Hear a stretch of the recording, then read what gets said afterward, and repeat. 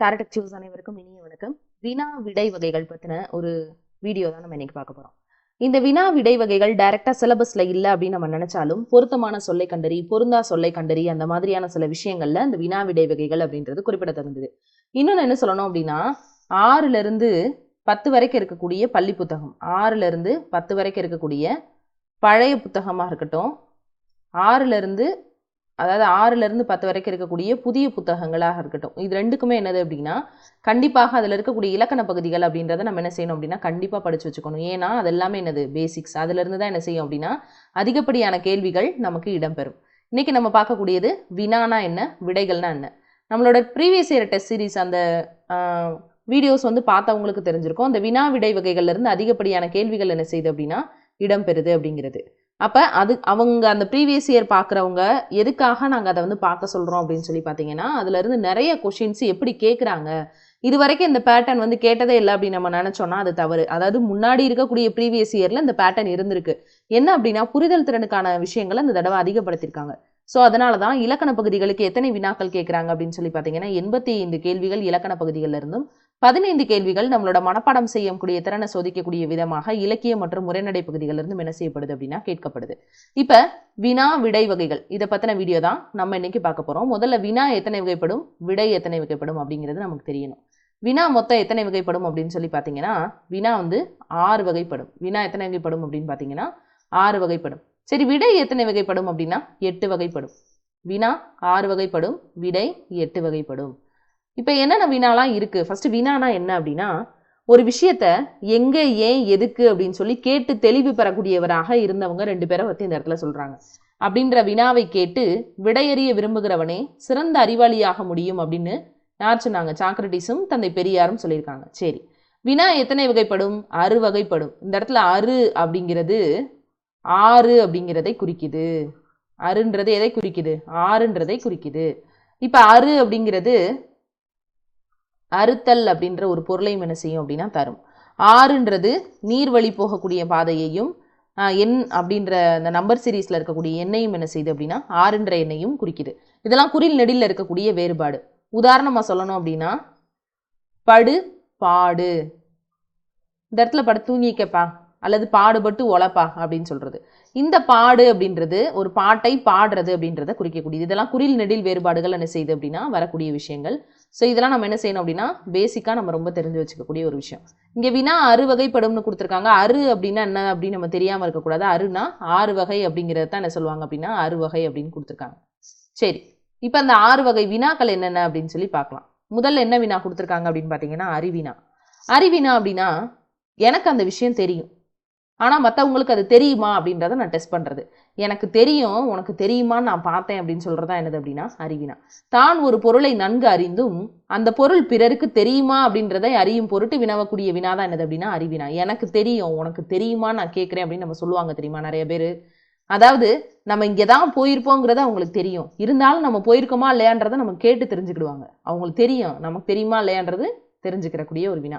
இந்த மாதிரியான வினாக்கள் பெரும்பாலும் யாரால கேட்கப்படும் அப்படின்னா நமக்கு மூத்தோர்களால கேட்கப்படும். அந்த ஆசிரியர்களாக இருக்கலாம், பெற்றோராக இருக்கலாம். இப்ப திருக்குறளை இயற்றியவர் யார் அப்படின்னு சொல்லி ஆசிரியர் ஒரு மாணவர்கிட்ட கேட்கிறாரு அப்படின்னா திருக்குறளை எழுதினது யாருன்னு கூட தெரியாம அவர் ஆசிரியரா இருப்பாரு, அவருக்கு தெரிஞ்சிருக்கும். ஆனா மாணவர்களுக்கு தெரியுமா அப்படின்றதுக்காக கேட்கக்கூடிய வினா தான் என்னது அப்படின்னா அறிவினா. அப்ப அறிவினா அப்படின்னா அறிந்து வைத்து கொண்டு கேட்கக்கூடிய வினா. அறிந்து வைத்து கொண்டு கேட்கக்கூடிய வினா தான் என்னது அப்படின்னா அறிவினா. திருக்குறளை இயற்றியவர் யார் அப்படின்னு சொல்லி யார் கேட்குறா? ஆசிரியர் கேட்குறாங்க. தாத்தா கேட்குறாரு உங்க அப்பா பேர் என்னப்பா அப்படின்னு கேட்குறாரு. தாத்தாக்கு தெரியும் உங்க அப்பா பேர் இதுதான், இருந்தாலும் எதுக்காக கேட்குறாரு? உனக்கு தெரியுமா அப்படின்றத சொல்லி கொடுக்கறதுக்காக கேட்குறாரு. இப்போ அறிவினா. அடுத்துதான் அறியாவினா. முதல்ல என்ன பார்த்தோம்? அறிவினானா பார்த்தோம். தான் ஒரு விஷயத்தை தெரிஞ்சு வச்சுக்கிட்டு அது மற்றவங்களுக்கு தெரியுமான்னு டெஸ்ட் பண்ணுறது தான் என்னது அப்படின்னா அறிவினான்னு பார்த்தோம். அறியாவினா அப்படின்னா அதுலேயே கொடுத்துருக்காங்க அறியாத அப்படின்னு அர்த்தம். தெரியாத ஒரு விஷயத்தை தெரிஞ்சுக்கிறதுக்காக கேட்கக்கூடிய வினாதான் என்னது அப்படின்னா அறியாவினா. சரிங்களா? அப்ப அறிவினாக்கு அப்படியே ஆப்போசிட் தான் என்னது அறியாவினா. அறிவினால யார் கேள்வி கேட்டா? மூத்தோர்கள், சான்றோர்கள், ஆசிரியர்கள், பெற்றோர்கள் இவங்கெல்லாம் என்ன செஞ்சாங்க அப்படின்னா கேள்வி கேட்டாங்க.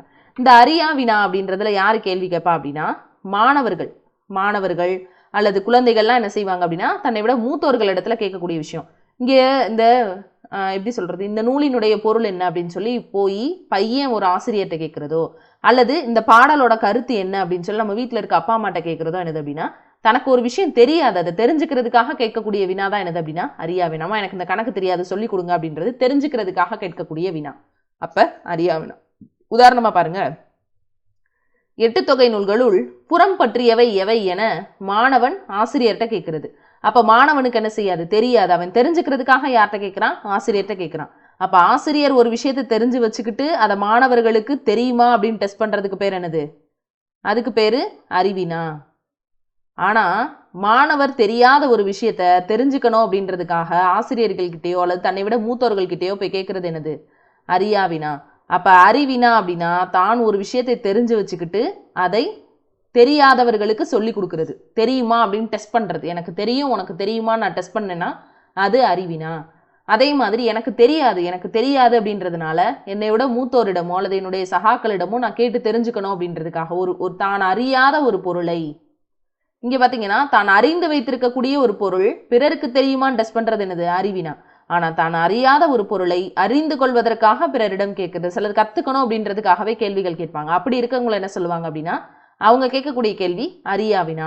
இப்போ 8 தொகை நூல்களுள் புறம் பற்றியவை எவைன்னு மாணவனுக்கு தெரியாது. அவன் யாருக்கு தெரியும்னு கேட்குறான், ஆசிரியருக்கு தெரியும் அப்படின்றதுனால மாணவன் ஆசிரியரிடம் கேட்பது அறியாவினா. அடுத்ததா என்ன வினா அப்படின்னா ஐய வினா. டவுட்டாவே கேட்கறது. அங்கே கிடக்கிறது பாம்பா கயிறா, அந்த மரத்தில் தொங்குறது விழுதா பாம்பா, அந்த மாதிரிலாம் கேட்கக்கூடியது. சரிங்களா. தனக்கு ஐயமாக இருக்கிற ஒரு பொருள் குறித்து ஐயத்தினை போக்கிக் கொள்வதற்காக வினவப்படும் வினா. இந்த இடத்துல ப்ளஸ் போடணுமா மைனஸ் போடணுமா, இந்த காட்டுக்கு இப்படி போகணுமா இப்படி போகணுமா, இந்த மாதிரிலாம் கேட்கறது தனக்கு டவுட்டாக இருக்கக்கூடிய ஒரு விஷயத்தை பற்றி தான் தெரிஞ்சு கொள்வதற்காக, தனது ஐயத்தினை போக்கிக் கொள்வதற்காக. நல்லா கவனிக்கணும், தான் அறியாத ஒன்றை அறிந்து கொள்வதற்காக கேட்கக்கூடிய வினா என்னது அப்படின்னா அறியா வினா. தான் அறியாத ஒன்றை அறிந்து கொள்ளணும் அப்படின்றதுக்காக கேட்கக்கூடிய வினா அறியாவினா. ஆனால் எனக்கு இந்த விஷயம் டவுட்டாக இருக்குது, எனக்கு ஓரளவுக்கு தெரியும் ஆனால் இதான் தான் தெரியலை அப்படின்னு தன்னோட ஐயத்தை போக்கிக் கொள்வதற்காக கேட்கக்கூடிய வினா ஐய வினா. அங்கே கிடப்பது பாம்பா கயிறா அப்படின்னு கேட்குறது. அடுத்தது பாருங்க குழல் வினா. குழல் வினா அப்படின்னு என்ன அர்த்தம் அப்படின்னா தான் ஒரு பொருளை வாங்கி கொள்ளும் பொருட்டு கடைக்காரரிடம் வினவக்கூடிய வினா தான் என்னது அப்படின்னா குழல் வினா. தான் ஒரு பொருள் என்ன செய்யணும், வாங்கணும். குழல் அப்படின்னு என்ன அர்த்தம், பெற்றுக்கொள்ளுதல் அப்படின்னு அர்த்தம். குழல் அப்படின்னா பெற்று கொள்ளுதல் அப்படின்னு அர்த்தம்.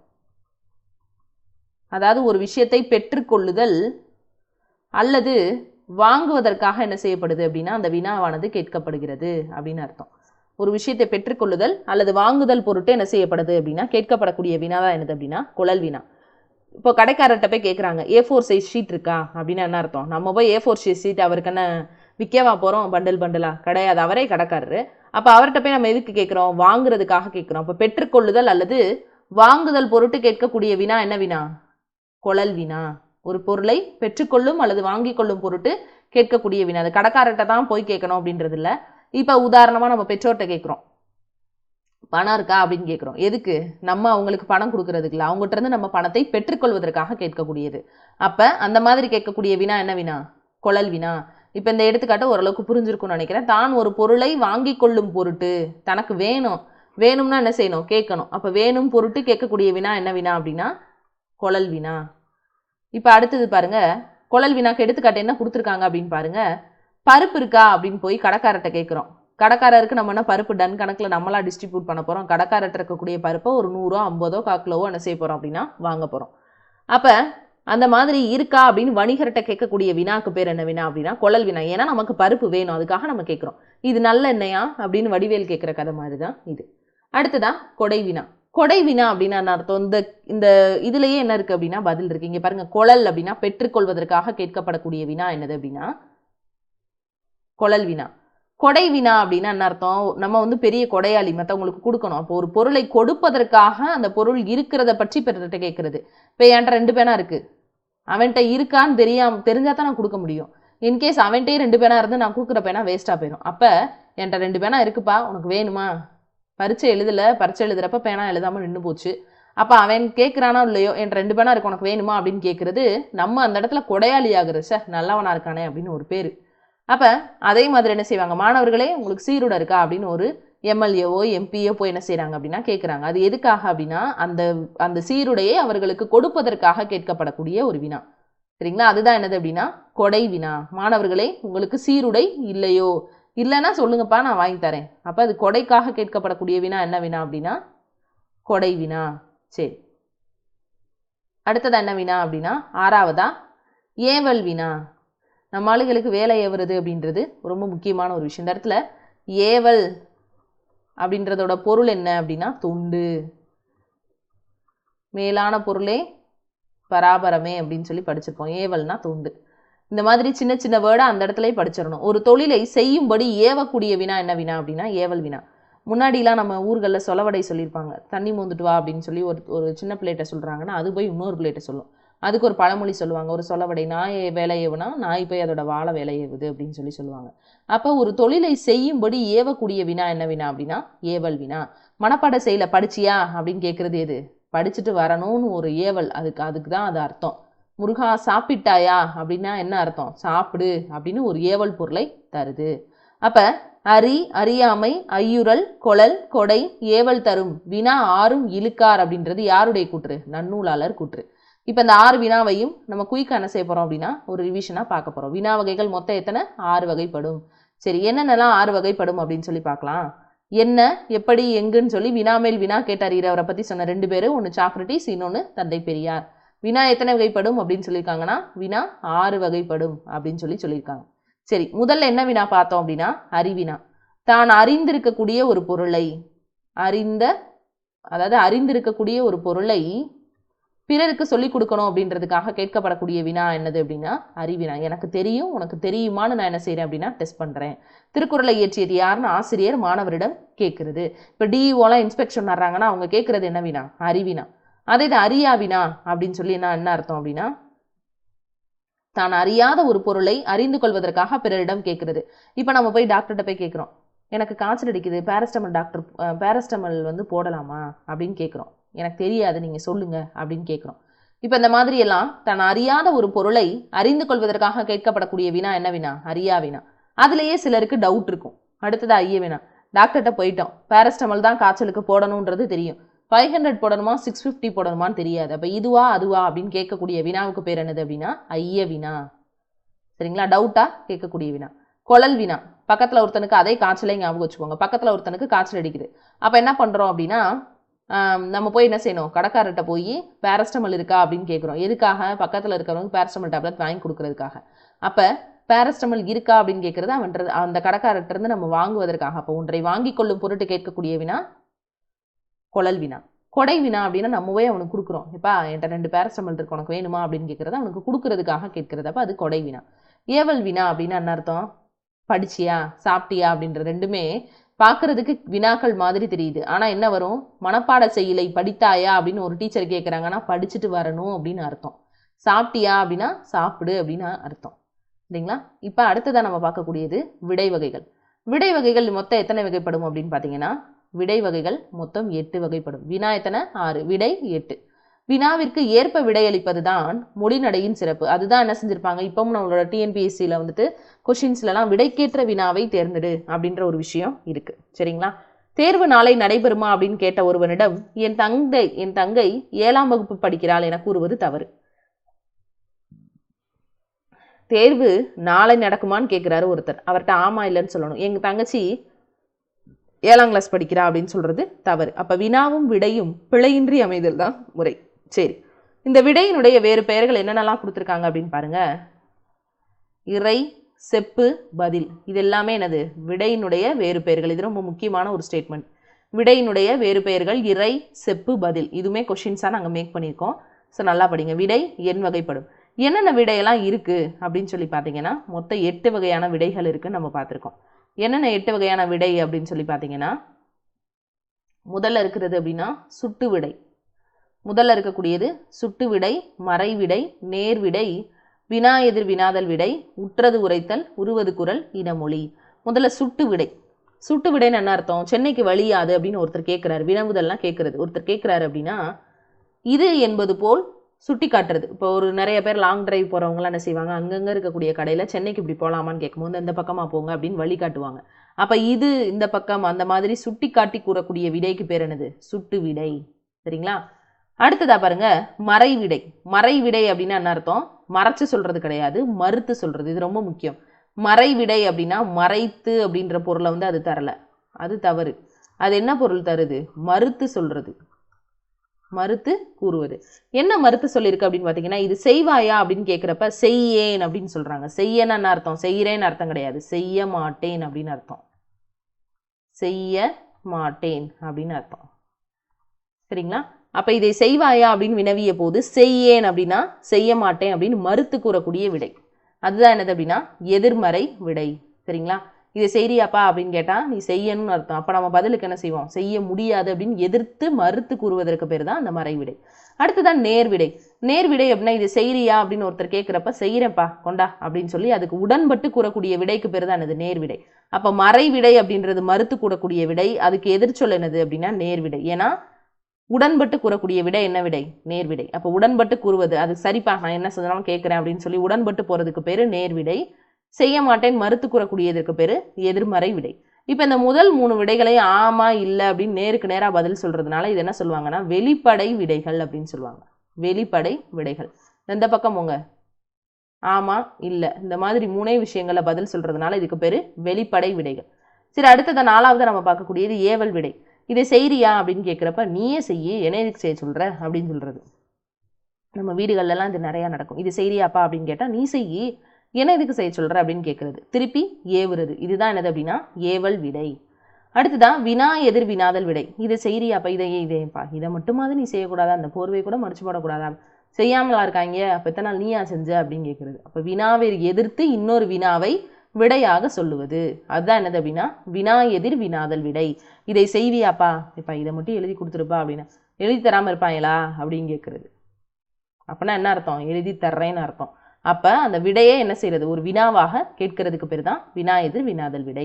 உற்றது உரைத்தல், உருவது கூறல். இது ரெண்டுமே ரொம்ப முக்கியமானது. என்ன இது வந்து அடிக்கடி ப்ரீவியஸ் இயர் கொஸ்டின்ஸ்ல கேட்ட ஒரு கேள்வி. இதெல்லாம் நம்ம ப்ரீவியஸ் இயர் எக்ஸ்பிளனேஷன் வீடியோஸ்லாம் நம்ம அடிக்கடி இந்த கேள்வியை டிஸ்கஸ் பண்ணியிருக்கோம். உற்றது உரைத்தல் அப்படின்னா என்ன அர்த்தம்? என் கூட விளையாட வரியாப்பா அப்படின்னு ஒருத்தர் கேட்குறாரு. விளையாட வரலாம், எனக்கு ஆனால் கால் வலிக்குதே அப்படின்னு சொல்றது.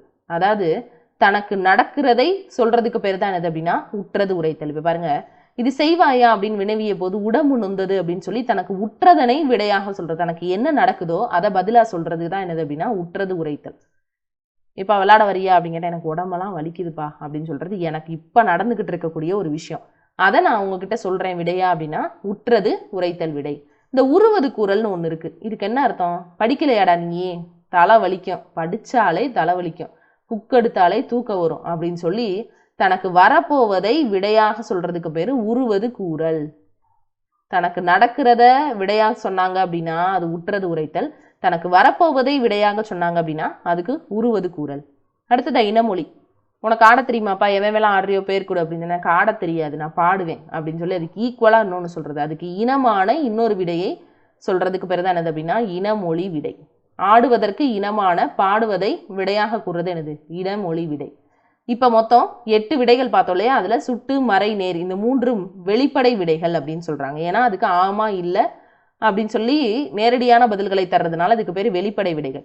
மற்ற 5ஐயும் என்ன சொல்லுவாங்க? குறிப்பால தான் உணர்த்த முடியும். போகாம இருப்பனா கடைக்கு அப்படின்னு கேட்கறது வினா எதிர் வினாதல் விடை. அதுக்கு என்ன அர்த்தம் அப்படின்னா நான் போறேன்றது அர்த்தம். இந்த மாதிரி குறிப்பால உணர்த்துறதுனால தான் என்ன சொல்லுவாங்க அப்படின்னா அதுக்கு பேர் குறிப்பு விடைகள் அப்படின்னு சொல்லுவாங்க. வெளிப்படை விடைகள், குறிப்பு விடைகள். அடுத்ததா ஒரு பொருட்பன்மொழி. இந்த ஒரு பொருட்பன்மொழி அப்படின்னா ஒரே ஒரு பொருள் தான் குறிக்கும், அதுக்கு 2 சொல் இருக்கும். சரிங்களா? திருமால் குன்றம் உயர்ந்து ஓங்கி நின்றது. இதை பிரிச்சிங்கன்னா தெரியும். உயர்ந்து கூட்டல் ஓங்கி பிரித்தெழுதுகவும் இந்த இடத்துல வருது. அப்புறம் எப்படி இது இப்படி வந்துச்சு அப்படின்னு பார்த்தீங்கன்னா உயிர் வரின் இந்த இடத்துல இருக்கக்கூடிய அந்த தூவை பிரிச்சிங்கன்னா இத்து கூட்டல் உ, அதாவது உயர்ந்து கூட்டல் ஓங்கி.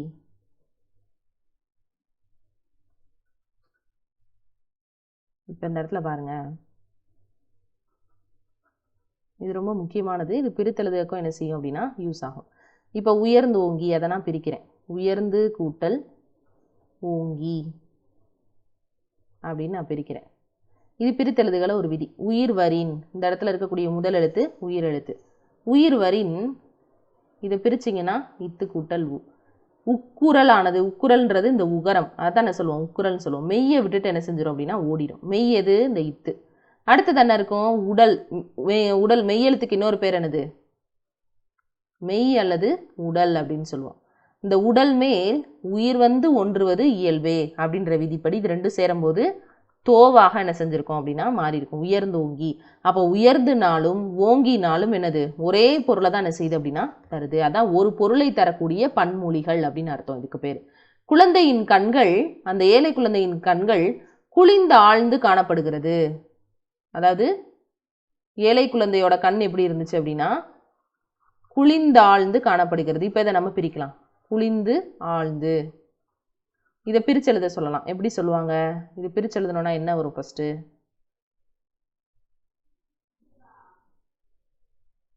பாருங்க, குளிந்து கூட்டல் ஆழ்ந்து அப்படின்னு வரும். இங்க தாதானே இருக்கு அப்படின்னு கேட்டீங்கன்னா அதே தான். உயிர்வரின் உக்குரல் மெய் விட்டு ஓடும் அப்படின்ற விதிப்படி இந்த உகரம் போய் இத்தும் ஆவும் சேரும்போது தாவாக மாறி இருக்கும், குளிந்தாழ்ந்து அப்படின்னு மாறி இருக்கும். இது ரெண்டுக்குமே என்னது அப்படின்னா பொருள் என்னது, ஒன்று தான். குளிந்துனாலும் ஆழ்ந்துனாலும் கண்ணெல்லாம் வத்தி போயிருக்கு அந்த பிள்ளை சாப்பிடாம அப்படின்னு அர்த்தம். அதுதான் என்னது அப்படின்னா இதனுடைய பொருள். இப்போ இந்த ரெண்டு தொடர்கள்லையும் ஒரு பொருள் குறித்து தொடர்ந்து வரும் ரெண்டு சொற்கள் இருக்கு. அவை உயர்ந்து ஓங்கிய குளிந்தாழ்ந்து. இந்த ரெண்டுமே உயர்ந்து ஓங்கின்ற ரெண்டு சொற்களும் உயர்ந்தன்ற ஒரே பொருளையும் குளிந்த ஆழ்ந்து அப்படின்றது குளிந்துன்ற ஒரே பொருளையும் தருது. இந்த மாதிரி ஒரே பொருளை தரும் பல சொற்களை தான் என்ன சொல்லுவோம், ஒரு பொருள் பன்மொழி அப்படின்னு சொல்லுவோம். சரிங்களா. நீண்ட நெடிய அப்படின்னு அர்த்தம். சரிங்களா. அது மாதிரி நடு மையம் ரெண்டுமே ஒன்று தான். நம்மளெல்லாம் அந்த ஒரு பழக்கம் இருக்குது, பட் ஆனா அப்படின்னு சொல்லுவோம். பட்டுனாலும் ஆனானாலும் ஒன்று தான். நீ மிசை ஞாயிறு, இந்த மாதிரி அதாவது நடுப்பகுதி அப்படின்ற ஒரே ஒரு பொருளை தரக்கூடியது நடு மையம். மேற்பகுதி அப்படின்ற ஒரே ஒரு பொருளை தரக்கூடியதானது மீ மிசை. இது ரெண்டுமே என்னது, மிசைனா மேல், மேல் அப்படின்னு அர்த்தம், மிசைனா மேல். அதே மாதிரி மீனால என்ன அர்த்தம், மேல் தான். மீ அப்படின்றது ஒரு பொருட்பன்மொழியை பொறுத்த வரைக்கும் வான் அப்படின்ற ஒரு பொருளையும் என்ன செய்யும் அப்படின்னா தரும். இதெல்லாம் ஒரு எக்ஸ்ட்ரா பாயிண்ட்ஸ். இந்த மாதிரி வீடியோஸ் பார்க்கும்போது நீங்கள் நோட் பண்ணி வச்சுக்கோங்க, பின்னாடி உங்களுக்கு யூஸ் ஆகும். இப்போ இந்த ஒரு பொருட்பன்மொழி இந்த மாதிரியான வீடியோஸ்லாம் நம்ம என்ன செஞ்சுருக்கோம் அப்படின்னா பார்த்துருக்கோம். ஒரு பொருள் குறித்து வரக்கூடிய சொற்களை தான் என்ன சொல்லுவோம், ஒரு பொருட்பன்மொழின்னு சொல்லுவோம். நடுமையம் அப்படின்னு சொல்லுவோம். இந்த இதுக்கு சான்று வந்து நடுமையம். இதை செய்வாயா அப்படின்ற வினாவிற்கு வயிறு வலிக்கும் அப்படின்னா தனக்கு நடக்க போவதை சொல்றது, நடக்கிறத சொல்ல. வயிறு வலிக்குது அப்படின்னு சொன்னா என்ன அர்த்தம், தனக்கு நடந்துகிட்டு இருக்கிறத சொல்றது, உற்றது உரைத்த. வயிறு வலிக்கும் அப்படின்னா தனக்கு நடக்க போறத சொல்றதுக்கு பேரு உருவது கூறல். இனிமேதான் அது நடக்க போகுது, அப்ப இது உருவது கூறல். ஆட தெரியுமா அப்படின்ற வினாவுக்கு பாட தெரியும். உனக்கு ஆட தெரியுமா, ஆமா இல்லையான்னு சொல்லணும். எனக்கு அதுக்கு இனமா இன்னொரு விஷயத்த நான் விடையா சொல்றது. பாட தெரியும். கூட்டல் கழித்தல் தெரியுமா, பெருக்கல் வகுத்தல் தெரியும் அப்படின்னா அதுக்கு இனமாக இன்னொரு விஷயத்த சொல்றது இனமொழி விடை. அடுத்தது நன்னூல் கிடைக்குமா அப்படின்னு கடைக்காரர்கிட்ட போய் கேட்கறது எது, அவர் நன்னூல் படிச்சு என்ன பண்ண போறார், நமக்கு வேணும், அவர்கிட்ட அந்த புக்கு இருக்கான்னு கேட்கறது. அப்ப பெற்றுக்கொள்வதற்காக கேட்கப்படக்கூடிய வினா குழல் வினா. அடுத்து பாருங்க அறிவினா. அறிவினான்னு என்ன அர்த்தம், எனக்கு தெரியும் உனக்கு தெரியுமான்னு டெஸ்ட் பண்றது. அப்படி யார் டெஸ்ட் பண்ணுவா, நம்மளை விட மூத்தவர்கள் தான் டெஸ்ட் பண்ணுவாங்க. அப்ப ஆசிரியர் மாணவரிடம் இதன் பொருள் யாது அப்படின்னு கேட்கறது என்னது, அறிவினா. அவர் அறிஞ்சு வச்சுக்கிட்டே நம்மகிட்ட என்ன செய்வார், கேட்கக்கூடிய வினா அறிவினா. அடுத்தது பாருங்க ஏவல் விடை. ஏவல் விடை, இதை செய்றியாப்பா அப்படின்னா நீயே செய்யி, என்ன எதுக்கு செய்ய சொல்ற அப்படின்னு ஏவுறது, நீயே செய். மறை விடை அப்படின்னு என்ன அர்த்தம், மறைச்சு சொல்றது கிடையாது, மறுத்து கூறுவது, அதான் என்னது மறை விடை. இப்ப பாத்தீங்கன்னா வருவாயா அப்படின்னு கேட்டா வாரேன் அப்படின்னா என்ன அர்த்தம், வாரேன் அப்படின்னா வரமாட்டேன் அப்படின்னு அர்த்தம், மறுத்து கூறுவது. வாரேன்னா வர்றேன் அப்படின்னு அர்த்தம் கிடையாது. இந்த வர்றேன் அப்படின்றத நீங்கள் என்ன செய்யக்கூடாது, எடுத்துக்கிற கூடாது. இது வர்றேன்றதுக்கு வரமாட்டேன் அப்படின்றத என்ன சொல்கிறாங்க, வாரேன் அப்படின்னு சொல்கிறாங்க. அப்போ மறுத்து கூறக்கூடிய விடை மறை விடை. அடுத்து உருவது குரல். சாப்பிட்டியாப்பா அப்படின்னா சாப்பிட்டா எனக்கு வயிறு வலிக்கும், இனிமேல் நடக்க போகிறத சொல்கிறது, வயிறு வலிக்கும். அப்போ இதோட வினா விடை வகைகள் ஒரு பொருட்பன்மொழி பார்த்துருக்கோம். இந்த கிளாஸ் உங்களுக்கு ரொம்பவே யூஸ்ஃபுல்லாக இருந்திருக்கும்னு நினைக்கிறேன். அடுத்த கிளாஸில் நம்ம சந்திக்கலாம். நன்றி.